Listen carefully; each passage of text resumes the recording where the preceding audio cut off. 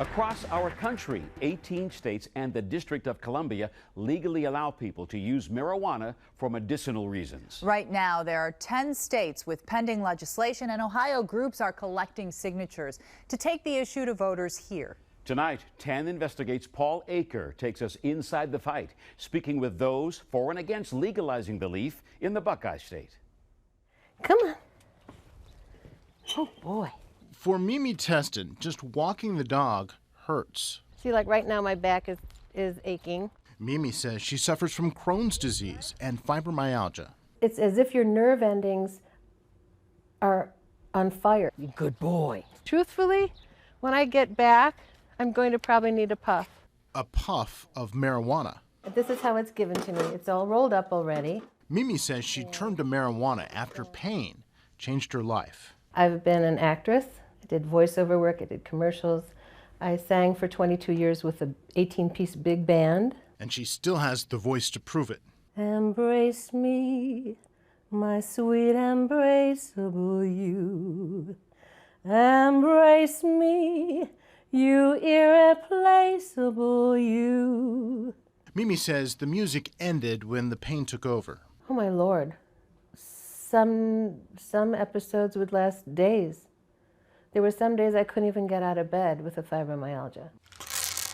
Mimi says doctors put her on powerful narcotics, Vicodin and oxycodone. But when she felt like she was becoming addicted, she decided to break Ohio law and try a dose of pot. Finally, I received from a friend some marijuana. And lo and behold, in 5 minutes after smoking just a few puffs, the pain went away. That's why a group headquartered in this Columbus office be it resolved by the people of the state of Ohio that has written a ballot proposal to change the law. eligible residents shall have the right to make therapeutic use of cannabis to alleviate their suffering. Basically, you want to legalize pot.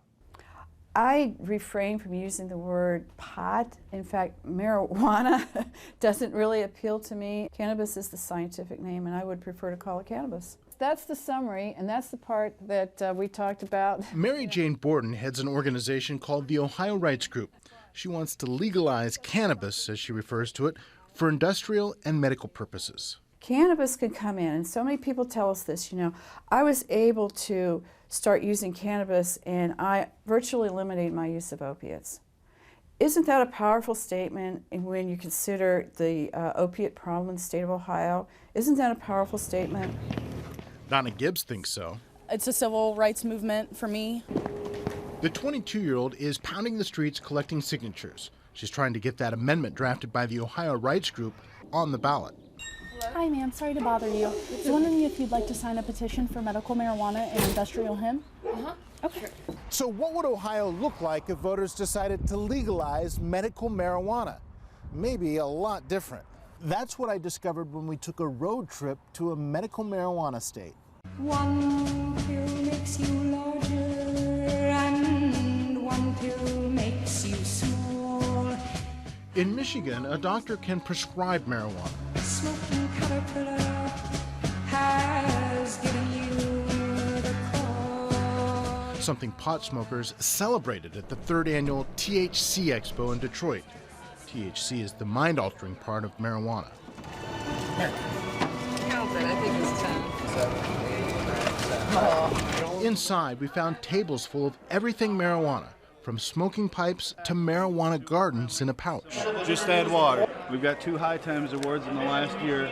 We make medicated chocolate bars. Cleveland resident Kevin Gregory just started a company that can't legally operate in Ohio. But we know exactly how much is in these bars. So he says he's selling his marijuana bars to medical caregivers here in Michigan. I've just seen how it can improve people's lives, and I want to be a part of that. Angela Stewart says she's one of those people whose life has improved because of pot. I cut my leg off in a car accident 10 years ago, and I had to have 17 different surgeries. It's great for people like me. They have chronic pain. Some people just want to get a card because all they want to do is get high, and I don't believe in that at all. But there's reason to wonder whether everyone's here strictly for the medicine.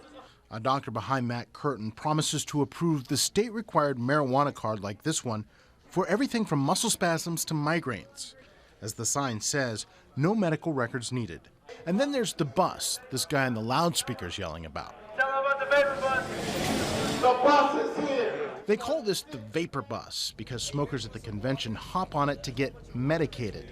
I was invited to take a ride, and once inside, it becomes clear the word vapor understates things. So you guys are just trying different kinds? Different strands. I'm loaded up. Absolutely. What kind is this?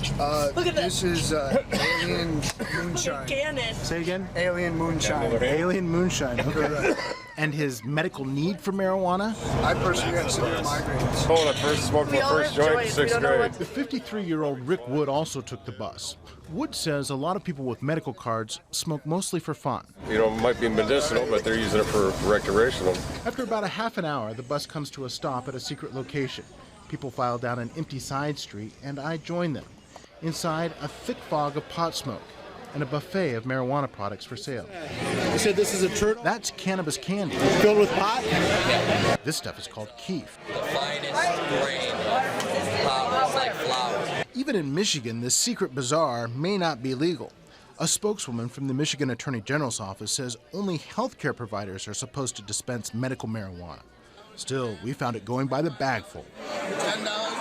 A guy who calls himself Medical Mike is pushing plants. It's a cross between Blueberry Rituals, Casey Jones, and Skunk One. Mike claims his plants offer medicine that's better than anything from a pharmacy. It's not about natural. It attacks the body in all areas at once instead of loading it up like the pharmaceutical companies. Get off the pharmaceutical, people. Marijuana can destroy your life. Back in Columbus, Rosalind Campbell is cleaning up her life at a women's shelter for drug addicts. My desire for marijuana was so strong that I really couldn't stop. Rosalind says she started smoking at age 14 behind the dugouts at Brookhaven High. At 37 years old, she's now a mother who spent her entire adult life either getting high or fighting the psychological urge to get high. Did you use while you were pregnant? Actually, sir, to be honest with you, I did. I smoked marijuana with 4 of my 6 children. I blamed it on the fact that I smoked marijuana was because I couldn't eat while I was pregnant. That was the only thing that would give me an appetite. When in true actuality, it was just pure selfishness. Yeah.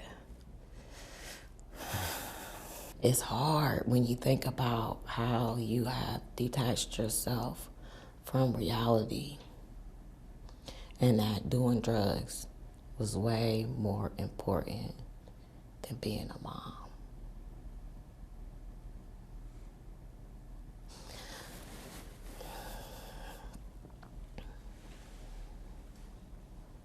It hurts.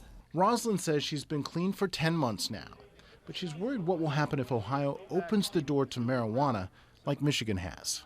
Had I been able to get it like that, I'll really be jacked up, man. I just don't even want to imagine that. In the name of Jesus, I don't want to imagine that. Let's do it the safe way and the right way.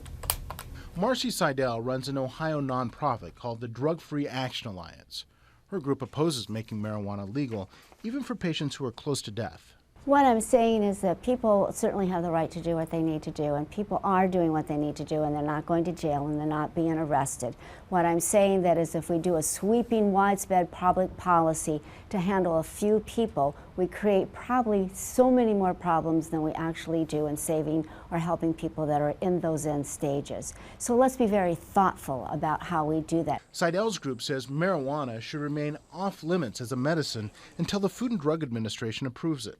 Because we have a system in the United States that's well regarded all around the world for how we do our medicines, and that's the proper avenue for it. You're not inherently against marijuana as a medicine. What you're against is adopting it as a medicine without the proper research.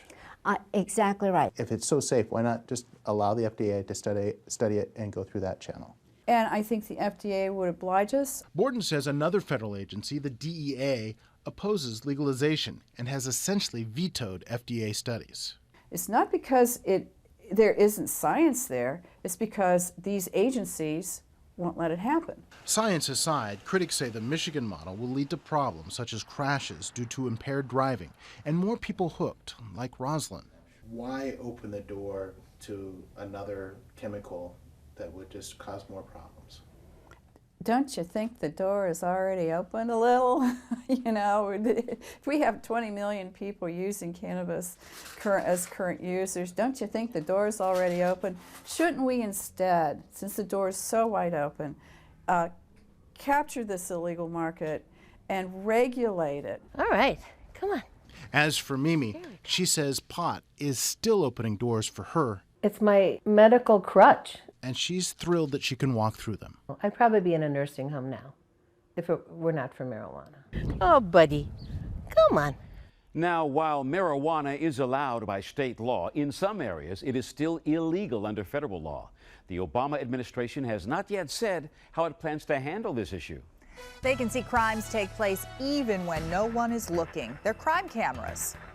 We have to view it as one of the tools in the toolbox to fight crime in Columbus. Now, Crime Tracker 10 investigates crime cameras in our city, where they're located and how they're helping track down the bad guys before they strike again. From the first bolt to the final roll-off, it's an industry driving the economy in Central Ohio. How the automotive industry is producing not just cars, but jobs for Central Ohioans. And from the foundation on up, we'll see a blitz build all beginning tomorrow. The fastest we've ever done a home, Kristen, is at the Ohio State Fair in 10 days. And we're going to do this within 5. The home of hope will be built in record time. Meet the family who will move into the new house and how they're helping make their own dream come true when 10 TV News Presents continues.